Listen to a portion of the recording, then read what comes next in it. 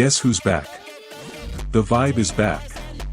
Took a little break, but we're coming back stronger and better. Thank you to everyone who didn't unsubscribe, I see you. Let's get back to it.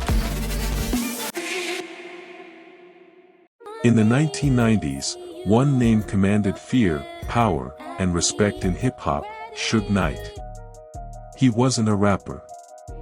He wasn't a producer.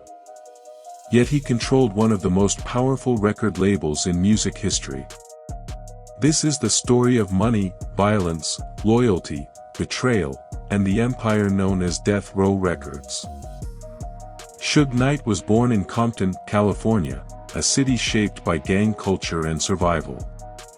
Before music, he played football. Attended UNLV. Briefly associated with the Los Angeles Rams. But football didn't become his future. Music did. In 1991, Suge co-founded Death Row Records with Dr. Dre, the DOC. Death Row quickly signed Snoop Dogg, Tupac Shakur. Albums like The Chronic, Doggy Style, All Eyes on Me dominated the charts. By the mid-90s, Death Row was unstoppable. But behind the platinum plaques were whispers of intimidation and street ties. Hip-hop split into two sides, the West Coast which was mainly Death Row Records and East Coast which involved the Bad Boy Records, led by Sean Combs also known as P. Diddy.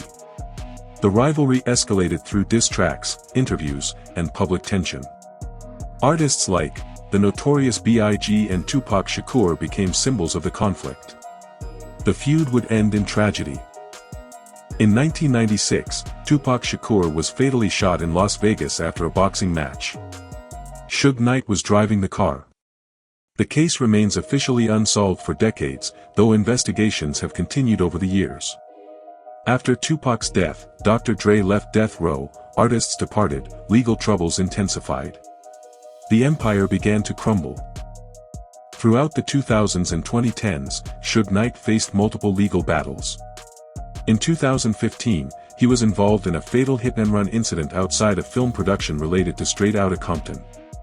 In 2018, he pleaded no contest to voluntary manslaughter. He is currently serving a long prison sentence. Was Suge Knight a businessman protecting his artists? Or a figure whose aggressive leadership damaged hip-hop? Death Row shaped West Coast rap forever.